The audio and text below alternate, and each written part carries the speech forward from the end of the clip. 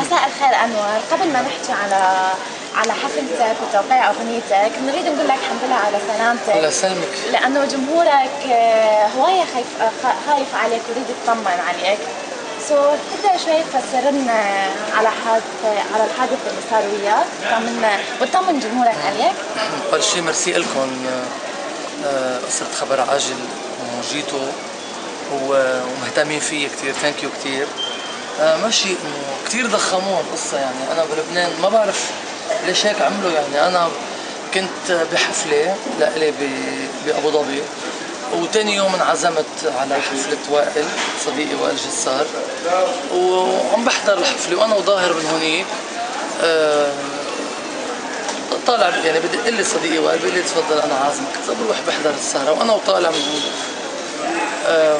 مع صديقي، منا مسرعين يعني ماشيين بالسيارة على الأوتوستراد، ما بعرف شو صار، حسيت وعيت لحالي بالمستشفى.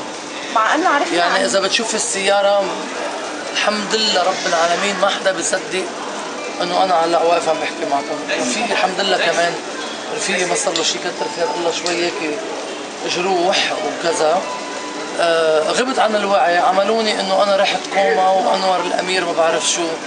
يعني اول شيء بشكر كل حدا دق وكل حدا اتصل وكل حدا بعت مسجات على تليفوني وعلى الفيسبوك وعلى مكتب الفني، وسوري للي ما رديت عليهم، مش انه قصد بس انه انا نايم كنت بالمستشفى مش واعي على حالي، وان شاء الله حرد على كل اللي دقوا لي.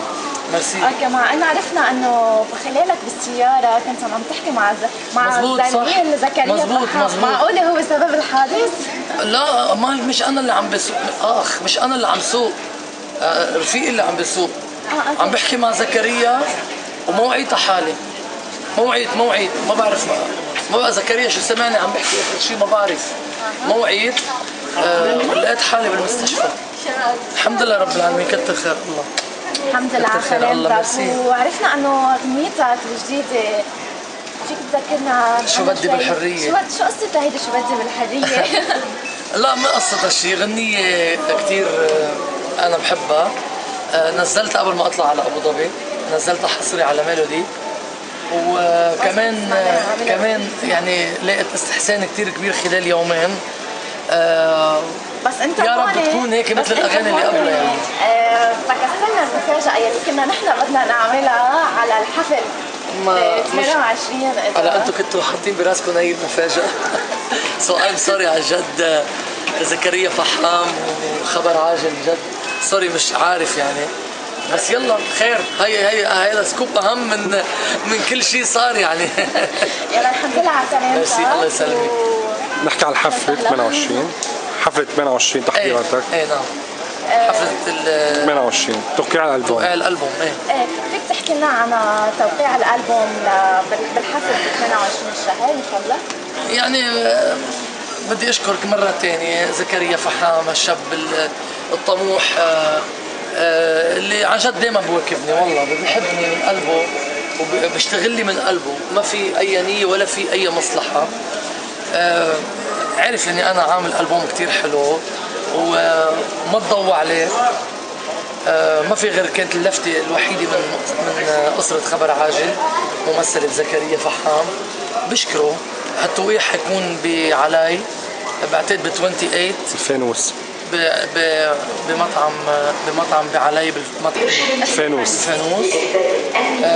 اكيد بدنا نعزم كل اللي بحبونا وكل اللي بحبوا فننا. هلا كثير بحبونا، مش حنقدر نعزم كل الناس، بس العزيمه حتكون مقتصره على الصحافه ووجوه اعلاميه يعني، وان شاء الله يا رب يكون نهار حلو. انور بس بدنا ننوه هون قبل ما تختم معه انه الست هلا المور اتصلت شخصيا، باتريسيا هاشم من موقع بصراحه كمان اتصلت فينا، وجو من شارع الفان جو في سكول كمان اتصلوا كلهم في حتى يطمنوا عنك. بشكرهم من قلبي، بشكر هلا المور، بشكر ايمن زبيب، بشكر سليم سلامه، الملحن سليم سلامه حبيب قلبي. يا رب ما انسى حدا، كتار دقوا لي كتير ناس، بس حدق لهم كلهم يعني. هلا بس هيك ارتاح شوي حدق لهم كلهم، وثانك يو كثير لكم عن جد. ميرسي كثير، الله يسلمك يا رب، شكرا كثير، ميرسي، تشاو.